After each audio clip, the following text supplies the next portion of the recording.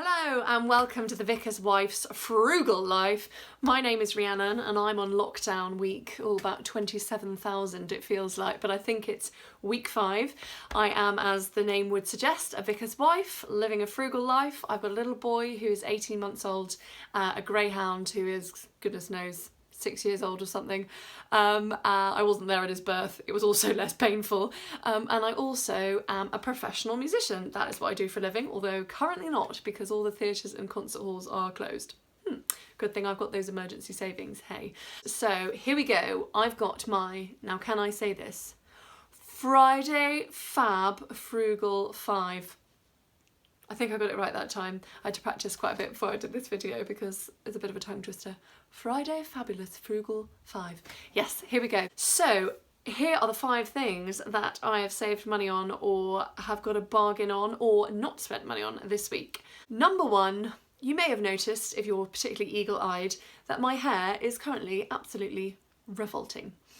And that is because I am trying the no poo method.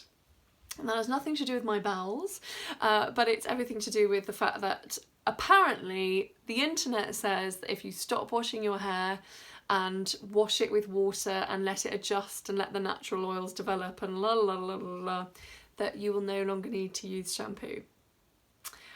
Well, this appealed to me for several reasons because my husband keeps going, why are you doing this? It appealed to me because, number 1, if I don't have to use shampoo that gets washed into the water system, then that's great. Also, number 2, if I don't have to buy shampoo, that's great. Also, 3, all the people that are doing this say it's better for your hair and your hair looks better afterwards, so great. Yeah, so planet, money, hair, marvellous. It sounds like a win-win situation, but at the moment the grease is sort of like, I guess it's down to about here. So I'm just wearing it scraped back all the time. It doesn't smell, but I am saving money on shampoo. Who knows if this is actually a good thing to do, and I might buckle in a few weeks' time and just go, I can't take it anymore. All I want is that feeling of really fresh hair. But if you're interested in that, I can do a video about it. I've been taking some videos as I go along because it's just, yes. It's a little greasy, but saving money on shampoo. You can't say I'm not saving money. Okay, it's an experiment. I thought lockdown was the perfect time to do it. Moving swiftly on, number 2. Number 2 is one that hopefully we're all doing, and that is that we are not eating out. And we're sticking to a food budget. Now, normally I meal plan to make sure that our food budget stays down and is really manageable, but at the moment I'm at home, I'm not working. Yes, I've got an 18-month-old to look after, and there are a few voluntary bits that I'm doing on the side, but really I have time to get creative in the kitchen and to go, I've got a beetroot, a lettuce and a thumb of ginger. How do I make a meal out of that? So I've been doing that and actually really enjoying it. So I've kind of not been meal planning recently, but I have been sticking to a shopping list and making sure I don't overspend in the supermarket on food, which has been going well. I set myself a target of £150 for the month and I'm pretty sure I'm going to be bang on target for that. So that's good. And that's for me, my husband and the baby, £150 for the month. We've got lots of food in the cupboards already, so we're very fortunate in that respect. So that's mainly on fresh food and just topping up things that have run out, like Nando's peri peri sauce, which tastes delicious with peas, I'll have you know. Number 3 is I did do a little bit of internet shopping because I don't own a single pair of shorts, not one pair of shorts. And I am currently, if you're keeping up with me on Instagram, I'm at the Vicar's Wife Frugal Life. If you're keeping up with me on Instagram, you'll see that I am creating a huge vegetable garden and I'm growing about, I don't know, about 50 different kinds of veg this summer. And I'm spending a lot of time outside, and normally I just wear leggings or dresses, but it just feels too restrictive when it's been really sunny. So I thought, you know what, I'm going to buy myself a pair of shorts. Treat yourself, Rhiannon. So I went to thought.com and I love their clothes. I think they're really beautiful. I don't often buy anything from them. In fact, I think I've only ever bought a coat when it was on the sale, which I love. But yes, they had some really nice shorts and a top and a jumpsuit that are going to be really good and really sort of loose fitting for gardening and sewing and bending and stretching and playing around in the garden with the baby. So I'm excited about that because normally my dresses are fine, but I'm just getting to the point where I think gardening is one where I really need a pair of shorts in the summer. So yeah, I got those. I think the shorts are about £19. They were less than half price, which is not super cheap, but it is a very nice quality shop, and all of their materials are really ethical, and the people that made them are paid properly and treated well. So even though I'm buying new, I don't have to feel that bad about it. Win, win, win, win, win, win, win. I'll put the link to their website down below. I'm not sponsored or anything, but I think they're genuinely a really nice company that people should support if you are looking to buy new clothes.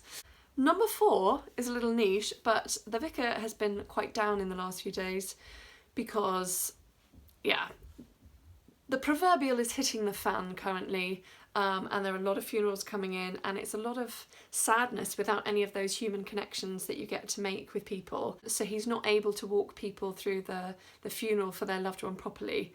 I say that properly, but in the way that he would like to. Anyway, I won't go into that. I've got a post about it on Instagram, but he has been a bit down, so I decided I'd make him some Bakewell tarts because they're his favourite. Anything with frangipane or marzipan he goes crazy for. But pastry is really expensive, I think. I always buy pre-made pastry, which I know I shouldn't. I'm frugal and trying to be eco, but I just find it takes so much time. I'm just not willing to do it. But I made my own pastry. So I think I saved about £3 by just making it from flour and butter I had at home. And yes, I am bragging because I still have some flour. Top tip, zero waste shops tend to have flour because rumour has it, and this is only a rumour, that the reason that people are not getting flour in the shops is because the packaging is made in China. So if you can buy a huge sack of flour, like you can at Zero Waste Shop, and then you just go and scoop into your container, scoop, scoop, yeah, then great. And my Zero Waste Shop delivers, so shout out Zero London, love you. So yes, made my own pastry, and have a look at my Bakewell tarts. I'm going to put a picture up on them. I'm not sure which side it's going to land on. Ping! Yes, I nailed it. What can I say? They're pretty labour intensive, but I think they're worth it. Number 5, I changed my gift gaff contract. Now, let me go into this. Because I'm an opera singer, sometimes I find myself working from home and I have resting periods where employment is slightly more scarce, shall we say. And then there are other times when I might be away abroad for a month or two doing a show. So I ended up with this phone contract, and I'd always be really generous in my phone contracts and think, oh, I need all of this data in case I need to, you know, run my laptop off it remotely or anything like that. And I just ended up overpaying every month. Whereas giffgaff, you can be on a contract with them, not pay as you go. It's a bit of fluff flying through the air. You can be on a contract with them and you can change your contract every month. So you just look at what's coming up in your month and you say, do you know what, actually I don't need that much data because I'm going to be at home and I can just use Wi-Fi. Or actually I'm going to be working in, I don't know, outer Mongolia, and I really think I'll need Wi-Fi. I don't know. There won't be Wi-Fi, that's what I meant. And then you can link up your phone to your device or whatever, so you can watch the Ozarks.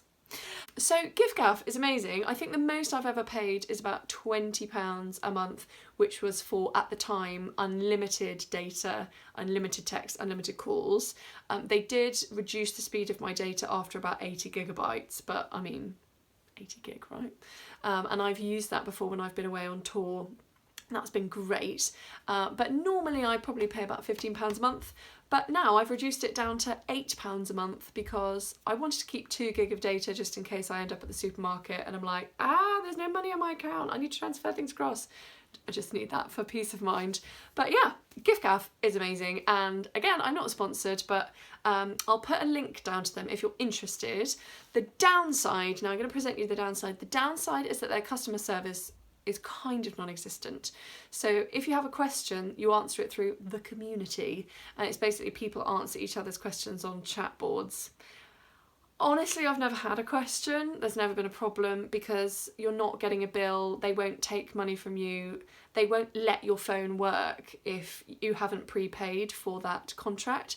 So if your toddler accidentally dials to Tunisia and has a conversation with someone there for 10 hours that day, you're not going to end up paying for that. Your phone's just going to cut out. So that's a really good thing. But obviously it is a downside, so I want you to know that. I once bought a reconditioned phone from giffgaff.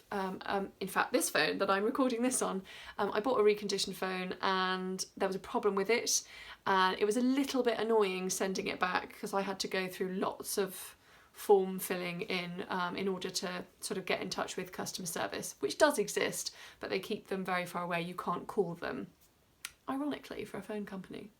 But yes, I do think they're great, and I have saved so much money over the last 3 years since I've been with them. I will put a link down below. Full disclosure, if you decide to join up to giffgaff, I get £5 and you get £5. But honestly, I wouldn't say it if I didn't believe in it. I do not promote things on here, yeah, generally. But yeah, giffgaff, love them. Just think it's the best thing ever. Right, that's enough about giffgaff. Again, this was not an ad, this is not sponsored. I just genuinely think they're amazing. Now we need to talk about my frugal fail. I feel like someone should whistle that thing that they do on the radio sometimes. You know that tune? Anyway, I digress. We cannot have all these frugal wins without me fessing up to my frugal fail, which is that I spent about £35–40 at Asda this week on non-essential items.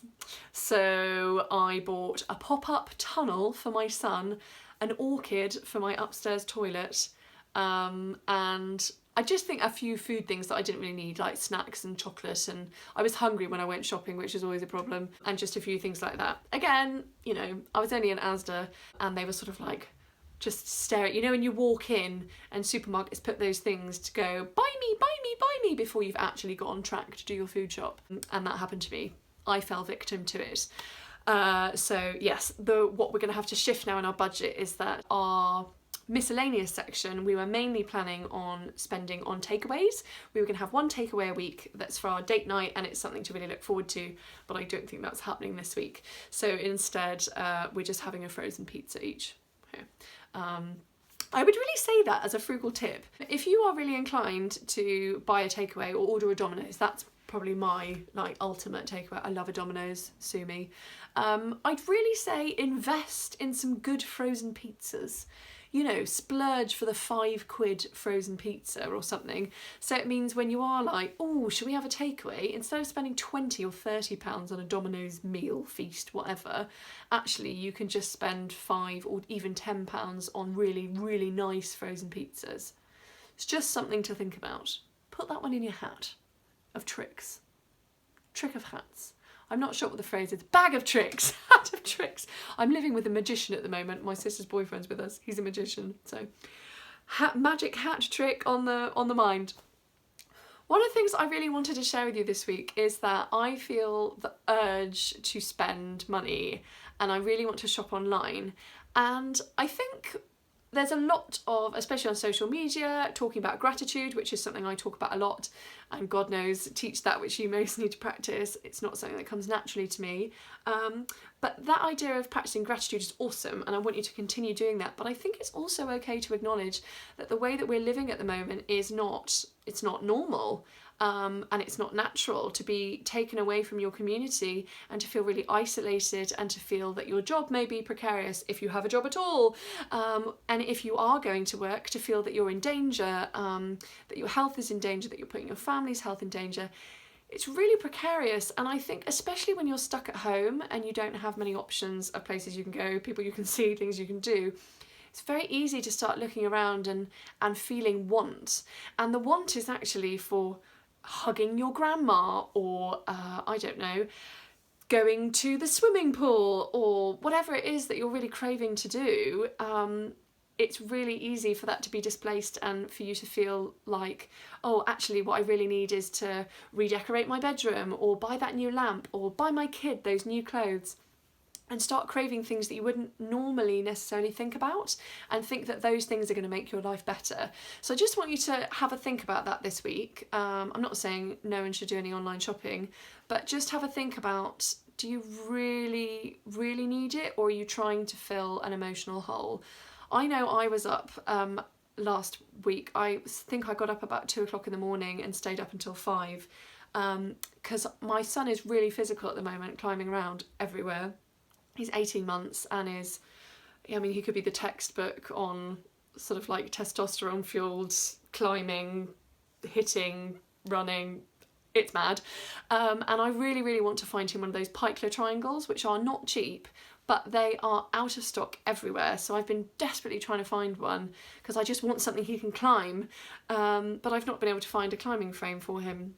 And it's one of those things that's actually, I don't really need it. He doesn't really need it. I'm not saying I'll never think about it in the future, but it is because I'm feeling overwhelmed having him at home all the time. I'm not a stay-at-home mum, so I'm not used to being with him 24/7. And yeah, it's that feeling of overwhelm. And I guess I then sort of put that on the toy that I wanted to buy him that I thought would then help us all. But it's not 100% necessary, and sometimes it's just okay to acknowledge that you're a bit overwhelmed. And having an 18-month-old on lockdown is hard work. Having any child on lockdown is hard work. Being on lockdown without a child is hard work.